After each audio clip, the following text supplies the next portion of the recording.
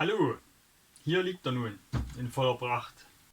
Der Schalldämpfer für die R25-2 im Eigenbau. Nach wochenlanger Sisyphusarbeit, Zusammentragen von Informationen, monatelanger Vorplanung gar nicht mitgerechnet, ist er nun endlich fertig. Fast fertig. Es fehlt aktuell noch die Lasche zur Befestigung dann am Rahmen. Aber das erfolgt, wenn die Endmontage dann samt Motor alles fürs Fahrzeug vorbereitet wird. Jetzt erstmal hierzu, zum Klangkörper, zum Aufbau und wie das Ganze zusammen montiert wird. Ja, warum Eigenbau und nicht kaufen? Erst einmal sind doch die angebotenen Schalldämpfer in Qualität und Preis sehr weit auseinander. Von der Akustik schon mal ganz zu schweigen. Und zweitens macht einfach selber bauen viel mehr Spaß. Und der Erfolg, das kann man halt nicht auch kaufen, sowas. Ist einfach schön, wenn das selbstgebaute dann auch funktioniert und gut klingt. Ja.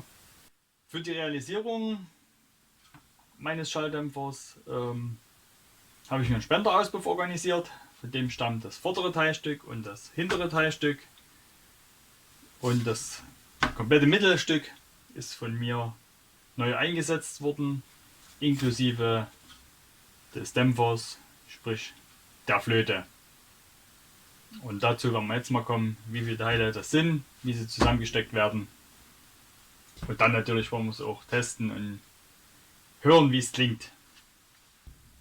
Im Vorfeld meiner Planung hatte ich mir überlegt, eigentlich einen komplett verschweißten Auspuff zu bauen.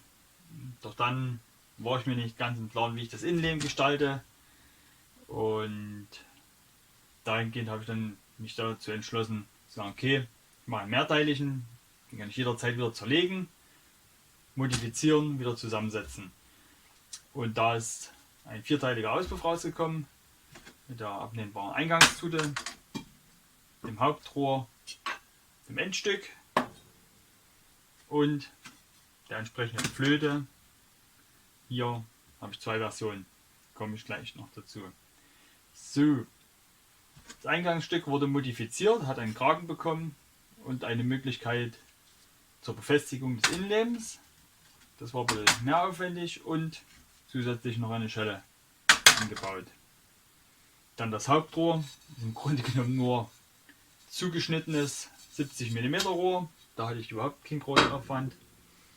Und das Endstück hat auch nochmal einen Kragen ran bekommen und wurde sonst nicht weiter modifiziert. So, dann die Hauptflöte. Ich habe mehrere Versionen im Internet gefunden, auch mehrere Informationen dazu.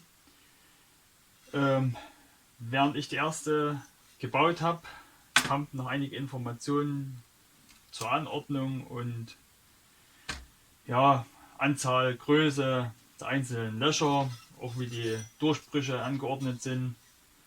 Und ich war dann aber schon so weit mit dieser Version, dass ich gesagt habe, okay, ich mache sie fertig.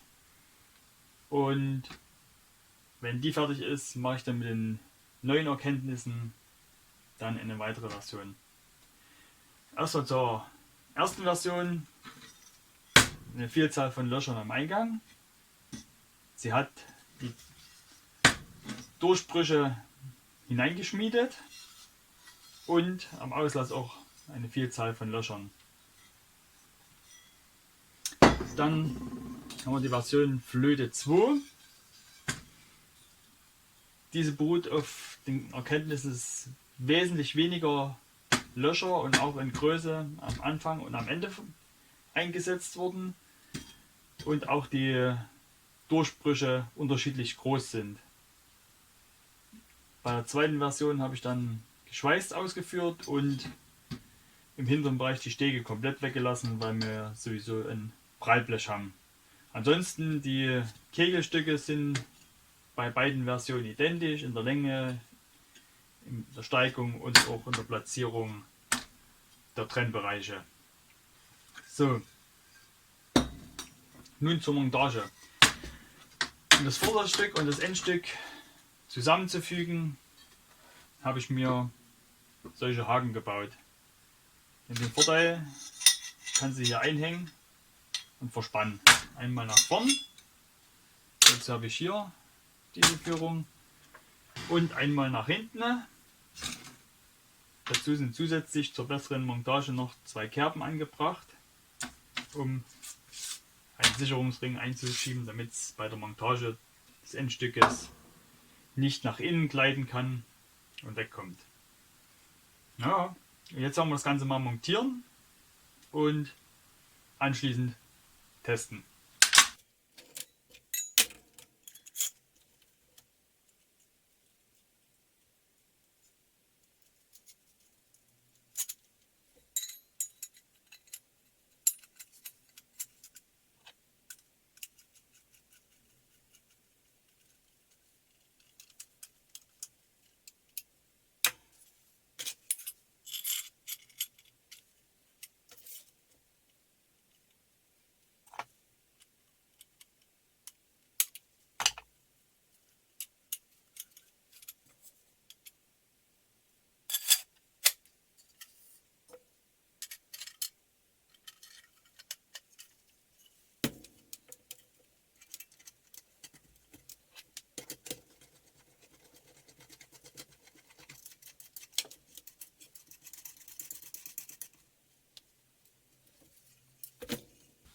Vormontage ist abgeschlossen. Wir haben jetzt die Möglichkeit, beziehungsweise ist ganz gut gelöst, war von mir gar nicht so geplant. Dadurch, dass hier vorne ein Ofendichtschnur drin ist, das Ganze im vorderen Stück zu verspannen, sprich wenn ich die Mutter anziehe, wird auch gleichzeitig das Außenrohr zusammen mit der Flöte in die Ofenschnur gedrückt und dadurch fixiert. Hinten ist es bloß stumpf aufgesetzt, passiert aber gar nichts, funktioniert genauso gut.